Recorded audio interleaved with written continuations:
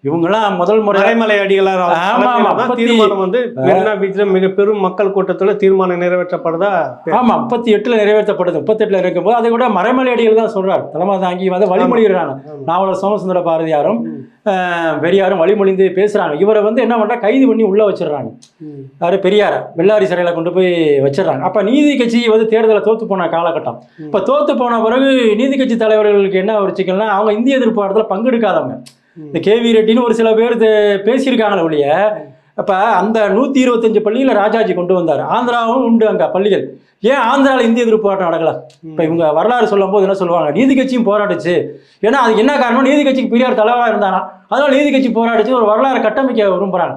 நான் கேட்கறது என்னன்னா, பரமலடிகள் மாதிரி, நாவலர் சோமசுந்தர பாரதியார் மாதிரி ஆந்திராவில் போராடிய கர்நாடகத்தில் போராடக்கூடிய ஒரு தலைவர்களை காட்டுங்க இந்திய எதிர்த்து. தமிழ்நாட்டில் தான் கேவி ரெட்டிக்கும் தமிழ் தெரியும், அவரால் தமிழே பேசக்கூடியவர், தமிழ்நாட்டுக்குள்ளே வாழ்றதுனால அவர் பேசினார் வச்சுங்களேன். மற்றபடி நீதி கட்சியோட ஸ்டாண்டு வந்து அது கிடையாது, அவங்க வந்து அதை எடுக்கவே கிடையாது. அப்போ பெரியாருக்கு என்ன ஒரு சிக்கல்னா, அவங்க விட்டுட்டு போயிடுறாங்க. கட்சிக்குள்ளே வந்து என்ன பேசுகிறாங்கன்னா, இப்போ நீங்கள் கேட்டீங்க பார்த்தீங்கன்னா, தமிழ்நாடு தமிழருக்குங்கிற பேரை ஏன் மாற்றுறாங்கன்னா, உள்ளே வந்து கட்சிக்குள்ளே பல இனத்தவரும் இருக்காங்க. அப்போ பெல்லாரி சிறைக்குள்ளே ஏதோ ஒன்று நடந்திருக்கு. அப்போ வந்து அவங்க பேசுகிறாங்க என்னென்னா, ஒரு தமிழன் தொடுத்த போர்னு ஒரு புத்தகம் வந்திருக்கு, இளஞ்செழியன் எழுதிய புத்தகம். அது வந்து 38 இந்திய எதிர்ப்பு போராட்டத்தை பற்றி திராவிட இயக்க ஆதரவாக எழுதப்பட்டாங்களோ ஓரளவுக்கு செய்திகளை வந்து சரியாக சொல்லியிருக்காங்க. அது தொடங்கப்பட்டது யாரால, கரந்தை தமிழ்ச்சங்கத்தில் வந்து முதல் எதிர்ப்பு வருது, அப்புறம் திருநெல்வேலி தமிழ்ச்சங்கம் எதிர்ப்பு தெரிவிக்கிறாங்க, அப்புறம் நாவலர் சோமசுந்தர இப்படி தொடங்கி பெரியார் வரைக்கும் அதை கொண்டு போகிறாங்க வரலாறு. அதில் ஒரு இடத்துல நான் படிக்கும்போது என்ன தெரிஞ்சுச்சுன்னா, பெரியார் பெல்லாரி சிறையில் உள்ளே இருக்கிறாரு. இவரை வந்து தலைவராக தேர்ந்தெடுக்கின்ற போது, ஏன்னா நமக்கு தலைவருக்கு யாரும் இல்லை, WR சவுந்தரபாண்டியனார் போன்ற பல தலைவர்கள் இருக்கும்போது தனக்கு தோளுக்கிட்ட மாலையை வந்து பெரியாரோட படத்துக்கிட்டாருன்னு சொல்லலாம் வரலாறு சொல்லுவாங்க. பெரியாரை வந்து தமிழர்கள் சேர்ந்தா அதை மட்டும் வரலாறு கட்டமைப்பாங்க. சரி, வரலாறு அப்போ தமிழர்கள் தான் உருவாக்குனாங்கன்னு நீங்கள் சொல்கிறீங்கள. அப்போ அந்த புத்தகத்தில் என்ன சொல்கிறாங்கன்னா, பெரியார் வாழ்க அப்படின்னு சொல்லி தமிழிலும் தெலுங்கிலும் முழக்கமிட்டனர் அப்படின்னு ஒரு வார்த்தை வருது அந்த இடத்துல. அது விரிவாக அவங்க கொடுக்கல. அப்போ தமிழர்கள் தேர்ந்தெடுக்கப்பட்ட இடத்துல எப்படி தெலுங்குல முழக்கம் விட முடியும்? அப்போ அங்கே வந்து சிக்கலாகுது. அப்போ பெல்லாரி அவர் வந்து உள்ளே போகும்போது சுயமரியாதை இயக்க தலைவராக பெரியார் சிறைக்கு போகிறார். வெளியே வருகின்ற போது நீதி கட்சி தலைவராக வருகிறார். நீதி கட்சிக்கு தலைவராக வருகின்ற போது அவர் வந்து திராவிட நாடு திராவிடருக்கேன்னு மாறுகிறார். இப்போ நான் சொன்னது இங்கே புரிஞ்சிருக்கும். அந்த புத்தகத்தில் படி பார்த்தா தெலுங்குல முழக்கமிட்டா என்ன ஆச்சு, பெரியாரே வந்து வெளியே விளக்கம் கொடுக்குறார். என்ன, இதுகாரும் நான் தமிழ்நாடு என்று கூறி வந்ததெல்லாம் மொழி அடிப்படையில் இல்லை, திராவிட நாடு அடிப்படையிலே அப்படியே சொல்றாரு. அப்படி நினைச்சா ஒன்று பேசி இருக்கிறார் அவர். ஆமா, அப்போ அந்த வீடன் போன்ற பத்திரிகைகள்லாம் தமிழ்நாடு தமிழருக்கு என்றால் எலிகளுக்கு அக்கல் பண்றாரு. அதை சொல்றாரு, இதெல்லாம் எங்களை கிண்டல் பண்ணி எழுதுறாங்க, ஆனால் எங்கள் கட்சியில் உள்ளவர்களே வந்து நீங்கள் தமிழ்நாடு தமிழருக்கு என்றால் கன்னடர்கள் வந்து என்ன கேள்வி கேட்குறாங்க, நாங்கள் எங்கே போகிறதுன்னு கேட்குறாங்க அப்படின்னு சொல்லி பெரியார் வந்து அதனால தான் நான் திராவிட நாடு திராவிடருக்கே அப்படின்னு சொல்லி மாத்துறார். இதனால தான் மற்ற மொழி, அதாவது பெரியார் உருவாக்கிய திராவிடர் கழகம் என்பது அடிப்படையில் தமிழர்களுக்கான இயக்கம் மட்டுமல்ல, ஆந்திரர்களையும் கன்னடர்களையும் அந்த தென்னிந்தியாவில் இருக்கக்கூடிய அந்த இன மக்களை உள்ளடக்கிய இயக்கமாகத்தான். அதனால தான் பெரியார் மாத்துறாரு. சரி, நீங்கள் மாற்றினீங்கன்னா அப்போ உங்களுக்கு தெரியும்ல, அன்றைக்கு ஆந்திரா மகாசபா கேட்டு யார் ஆந்திராக்காரங்க மாற்றலை, 52 வரைக்கும் போராடி இருக்காங்கல்ல தீவிரமாக.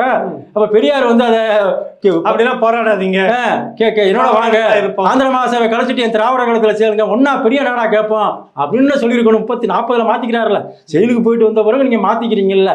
அப்போ அந்த கோரிக்கையை வந்து திசை திருப்பிறார் பெரியார். இந்த போராட்டத்தை தமிழ்நாடு தமிழருக்கே என்கிற அந்த வீரியமிக்க போராட்டத்தை திசை திருப்புறார். திராவிட நாடு திராவிடருக்கேன்னு சொல்லி பெரியார் வந்து திட்டமிட்டு பண்ணுறாரு. அப்புறம் நான் என்ன கேட்குறேன், சரி திராவிட நாடு கோரிக்கை வைக்கிறீங்கல்ல, அப்போ இவங்க என்ன பண்ணியிருக்கணும், இப்போ ஜின்னா வந்து பாகிஸ்தான் கேட்டார், அது மத அடிப்படையில் உருவாக்கப்பட்ட நாடு, நமக்கு உடன்பாடு இல்லை என்றாலும் கூட ஒரு பேச்சுவார்த்தை டேபிள் பேச்சுவார்த்தை நடக்குது, ஜின்னா வந்து நடத்துகிறார். இன்னும் சொல்ல போனால் முஸ்லீம் இயக்கத்தை வந்து கட்சியை வந்து தேர்தலில் வந்து போட்டியிடலாம் வச்சு ஜெயிக்கிறார். பிரிட்டிஷ்காரன்ட்ட அவங்க எடுத்து கொடுக்குறாங்க, பாருங்கள் எங்களுக்கு முஸ்லீம் லீக் இவ்வளோ வாக்கு விழுந்திருக்கு, எங்களுக்கு வந்து தனிநாடு கொடுக்கணும்னு கேட்குறாரு. பெரியார் எனக்காச்சும் போய் பிரிட்டிஷ்காரன்ட்ட பேச்சுவார்த்தை நடத்திருக்கிறாரா? அவன் இப்போ 47 சுதந்திரம் அடையுது, 50 அரசியலமைப்பு சட்டம் தான் உருவாக்குது. இந்த 3 ஆண்டு இடைவெளியில் பெரியார் அண்ணாதுரை என்ன பண்ணிக்கிட்டு இருந்தாங்க, சண்டை ஓட்டுக்கிட்டு இருக்காங்க, சொத்து பிரச்சனை சண்டை ஓட்டுக்கிட்டு இருக்காங்க. கட்சியை யார் கைப்பற்றுறது? எப்ப 49 திமுக புரியுதா இல்லையா? நீங்க பெரிய அளவுல ஸ்ட்ரகிள் பண்ண 44 ஒரு திராவிட கழகம்னு மாத்துறாரு. அதுல இருந்து 49 திமுக வந்து பிரிஞ்சு வெளியில வந்து சொத்து பிரச்சனை தான் காரணம். சொத்து பிரச்சனை தான் காரணம். இப்ப இவங்க என்ன பண்ணணும்னா ஜின்னாட்ட போய் கேட்கிறாரு, எனக்கு சேர்த்து பிரிட்டிஷ்கார்ட்ட கேளு, ஒரு சுதந்திர போராட்டக்காரர் யாராச்சும் கேட்பாளா? சின்னா சொல்லிட்டாரு, நீங்க யாருக்கு கேட்குறீங்க, அது உங்க பிரச்சனைப்பா, நீங்க பாத்துக்க, நான் காந்திகிட்ட பேசிட்டு இல்ல காந்தியாட்டியான்னு சொல்லுங்க அப்படிங்கிறார் பெரியார். இதெல்லாம் எழுத ஜின்னாவுக்கும் பெரியாருக்கும் நடந்த அந்த கடிதங்கள்லாம் இருக்கு, நீங்க படிச்சீங்கன்னா தெரியும். ஜின்னா ஒரு காலகட்டத்தில் திராவிட நாடு ஆதரிக்கிறார். முதல் வந்து அம்பேத்கர்லாம் எழுத்து போட்டு செய்வாங்க. 40ல் போய் ஜின்னாவை சந்திக்கிறது, அம்பேத்கரை சந்திக்கிறது, இந்த கோரிக்கைக்கு வலு சேர்க்கறதுக்காக. இங்கே கரெக்டாக நீங்கள் பார்த்தீங்கன்னா 40ல் நடக்கும். நீங்கள் இப்போ இந்த திராவிட நாடு திராவிடருக்கு முடிஞ்ச ஒரு மாதம் கழிச்சா போய் சந்திப்பாங்க. ஜின்னாவை சந்திப்பார், அம்பேத்கரை சந்திப்பார். பெரியாரே ஒரு இடத்துல வந்து எழுதுவார், ஒரு அதாவது மொழியால் நாடு பிரியக்கூடாதுன்னு பார், மதத்தால் பிரியலாம், ஜாதியால் பிரியலாம், மொழியால் சொல்ல வரேன். யாராவது ரொம்ப கொச்சியா தான் பேசுறாரு, அதை எழுதியிருந்தாரு நான் பார்த்துருந்தேன். ஆமா, சாதியின் பேர்ல ஒரு நாடு கேட்கலாம், நீங்க மொழி வழி இந்த தமிழ்நாடுன்ற பேருக்காக சாதியின் பேர்ல கேட்கலாம், மதத்தின் பேர்ல கூட கேட்கலாம், மொழி பேர்ல எவனா கேட்பானா அப்படின்னு சொல்ல வர்றாரு. வழக்கம் போல ஒரு வார்த்தையை பாடுவாரு, அதை போட்டு சொல்றாரு. அதெல்லாம் ஜின்னா மனசுல வச்சுட்டு அம்பேத்கரை மனசுல வச்சுட்டு தான் சொல்றாரு. ஜாதியால் கேட்கலாம், வைக்கலாம். அம்பேத்கர் கேட்கல, இவருக்கு அப்படி ஒரு இது வச்சுட்டு கேட்கிறாரு. அப்ப பெரியாரை பொறுத்த வரைக்கும் பிரிட்டிஷ் ஜின்னாவை அம்பேத்கர் அவங்க 2 பேரும் மனசுல வச்சுக்கிட்டு அந்த ஆதரவு நிலைப்பாட்டில் நம்மளையும் கூட சேர்த்து வரதுக்காக தான் அன்னைக்கு அந்த வார்த்தை சொல்லியிருக்காங்க. உண்மையா தமிழ் இருக்கிறேன்னு கேட்காதீங்க, மதத்தின் பேர்ல கூட கேட்கலாம், சாதியின் பேர்ல கூட கேட்கலாம் அப்படிங்கலாம். ஜின்னா வந்து ஒதுக்கி போறச்சு. அப்படி அதுக்கடுத்து கிரீப்ஸ் தூதுக்குழு வருதுல்ல, அப்ப அவங்க கேட்கிறாங்க, நீங்க திராவிட நாடு கோரிக்கை வைக்கிறீங்களே, உங்க மக்கள் யார் தென்பகுதி முழுக்க ஆதரவு வராங்களா, தென்னிந்தியா மக்கள் அப்படின்னு கேட்கறாங்க. என்ன குழு வருது? கிரீப்ஸ் தூதுக்குழு. கிரீப்ஸ், ஆமா. அங்க வந்து நீங்க யாரோட பிரதிநிதின்னு கேட்கறாங்க. ஆந்திரா தெலுங்கு மொழி பேசுகிறேன், அங்கே கன்னடம் பேசுகிறேன், நான் தமிழ்நாட்டோட பிரதிநிதிங்கிறேன். அப்போ அவங்கெல்லாம் யாரும் கேட்க, நீங்கள் அவங்கெல்லாம் எனக்கு ஆதரவு தெரிவிக்கலைங்கிற. அப்போ போயான்ட்டு போயிடுறாரு பிடிச்சதுக்குள். இப்போ நீங்கள் ஒரு டைம் டேபிள், இப்போ காந்தி நம்ம குறை சொல்கிறோம்ல, வட்டமேஜியமான கலந்துக்கிட்டாரு சொல்கிறோம்ல, பல விவாதங்கள் நடந்திருக்கு. காந்தி மேலே 1000 குறைகள் இருந்தாலும் கூட பிரிட்டிஷாரோட பேச்சுவார்த்தை நடத்தலாம் இருப்பாங்க. இந்த மாதிரி ஒரு டைம் டேபிள் பேச்சுவார்த்தை ஏன் பெரியார் நடத்தலை? அவங்களுக்கு என்ன நோக்கம்னா, பிரிட்டிஷ் ஆட்சி இந்தியா விட்டு போகக்கூடாது. அதை யாராச்சும் ஒரு தனிநாடு கேட்குற பெரியார் வந்து லண்டன் ஆட்சி கட்டுப்பட்டு பிரிட்டிஷ் ராணியார் அவர்களுக்கு, அதான் தலைப்பு, ஆமா, போட்டு பேசுறாரு. பிரிட்டிஷ் மகாகணம் பொருந்திய பிரிட்டிஷ் ராணியார் அவர்களுக்கு நீங்கள் சுதந்திரம் கொடுக்க போவதாக தெரிகிறது, அறிந்தோம், இந்தியாவுக்கு சுதந்திரம் கொடுத்துடாதீங்க, அப்படி கொடுக்கறதாக இருந்தாலும் தமிழ்நாடை தவிர்த்து விட்டு மற்ற இடங்களுக்கு நீங்கள் கொடுங்க, இங்கே கொடுத்துடாதீங்க, எப்பொழுதும் உங்கள் காலடியின் கீழவே இருக்கிறன்றது தான் அது முடியுது. அது ஆமாம், அதை உங்களுக்கு கீழவே நாங்கள் இருக்கிறோம், அதை நான் மாற்றி இப்படி சொல்கிறேன். சரிங்களா? வடநாட்டுக்காரன் தான் வெள்ளக்காரன், நமக்கு அந்நீர் தானே. நம்ம தமிழர்னா வடநாட்டுக்காரன் அந்நியர் தான், வெள்ளக்காரன் அந்நீர் தானே. இதில் என்ன அவங்க கீழே நம்ம இருக்கணும்?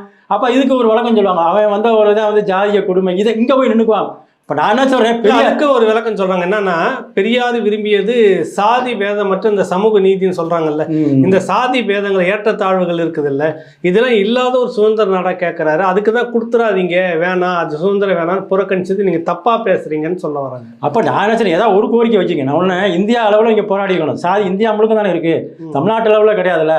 அப்போ சாதி பேதமற்ற ஒரு சமுதாயம் அமைப்பதற்கு முதல் போராடுங்க, அப்புறம் இங்கே தமிழ்நாடு விடுதலை பேசிருக்கலாம்ல. நீங்கள் எல்லாம் ஒரே நேரத்தில் ஒரு மரத்தில் வந்து 100 குருவி உட்காந்துச்சுன்னா, நீங்கள் கவட்டை வச்சு அடிச்சிங்கன்னா எல்லா குருவியுமே சாகும், 100 குருவியுமே சாகும், ஏதோ ஒரு குருவி தானே சாகும்.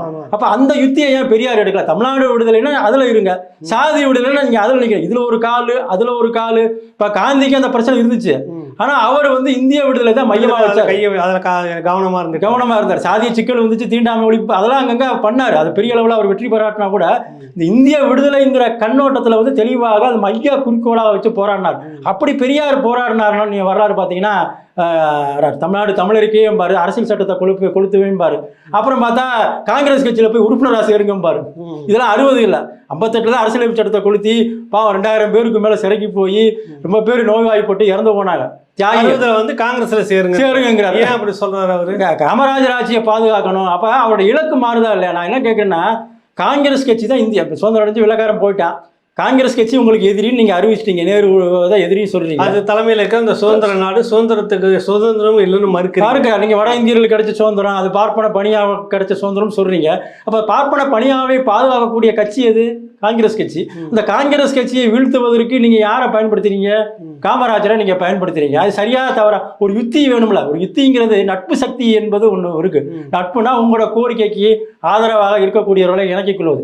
காமராஜர் கிட்ட இப்படி நீங்க போறீங்க, நீங்க சேர்ந்துதான் மாப்போசி தான் சேர்ந்துருக்கணும். மாப்போசி வந்து அடிப்படையில் ஒரு காங்கிரஸ்காரர் தான் வெள்ளையரை எதிர்த்து போராடினார். அவர் இயல்பா சொல்லுவார், நம்ம முதல் எதிரி வெள்ளைக்காரன் காலத்துல அவன் தான். வந்து ஒரே நேரத்தில் 2 குதிரைகளை சவாரி செய்ய முடியாது. வெள்ளைக்காரனை குதிரைகளை சவாரி செய்து வெள்ளைக்காரனை வீழ்த்துவோம். 46க்கு பிறகு பார்த்தீங்கன்னா நம்ம அடுத்து டெல்லியை எதிர்த்து தமிழ்நாட்டுக்கு தன்னுரிமை வாங்குவோம்னு சொல்லி மாப்போசி தெளிவா சொல்றாரு. அப்ப நீங்க வந்து காமராஜரை விட மாப்போசி பார்வை பெரியார்கிட்ட இல்ல இல்ல தெளிவான பார்வை இல்ல.